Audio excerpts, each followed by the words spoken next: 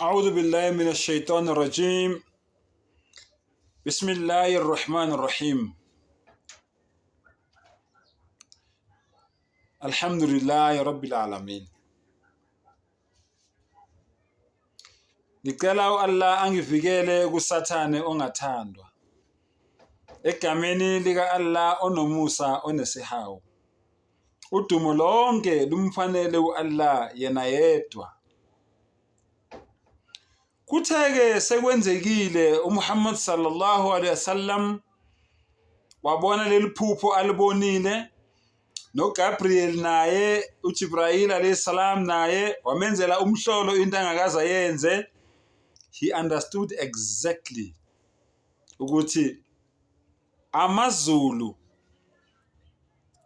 ayaconfessa noma ayafakaza ukuthi akade ekuzele emhlabeni isikhathi sokuthi manje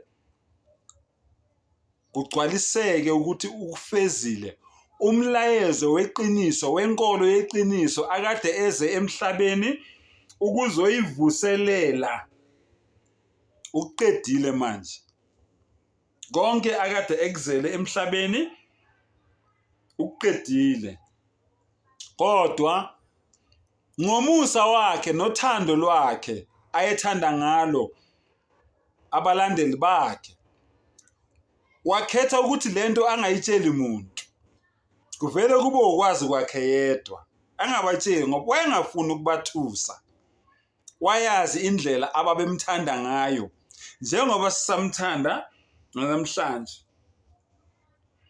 Emva kweRamadani ke kulandela ke inyanga yeshumi ebizwa ngoShawwal.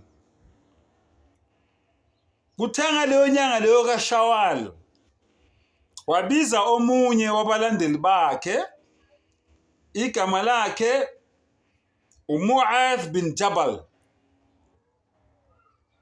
Wambiza uMu'adh bin Jabal wamtshela ukuthi ndoda, I'm giving you an assignment ngokunikeza manje umsebenzi ukuthi wena uhambe uye kubantu baseYemen uyobafundisa ngenkolo yabo. Mu'adh, go to Yemen uyokwenzani? Uyofundisa abantu ngani? Ngenkolo yabo. Abantu bambhekile njalo ehamba uMu'adh ugibele mhlambe ikamela noma ihashi lakhe ahamba ngalo umprofeti uhamba phansi sallallahu alayhi wasallam bambhekile balalele bayakhuluma nje uMu'adh ukuthi nomprofeti sallallahu alayhi wasallam useyamnikeza ke lawo ma advices lawo ke amnikeza wona ke ukuthi ke labantu laba uyofike ubatshele ngobunye bukaNkulunkulu. Uma ngabe sebekwamukele lokho ubafundisa ukukhuleka ubafundisa ini ukuthandaza uyamayala nje uyamnikeza iyalo uyamnikeza iyalo uyamnikeza ke iyalo and then ke subhanallah usefika ke manje kwinkulumo ke manje lapho etshela khona uMu'adh ukuthi Mu'adh njengoba uhamba uya eYemen angazi noma mina nawe sophinda sibonane yini. Njengoba uhamba uye eYemen angazi ukuthi mina nawe sophinda sibonane yini.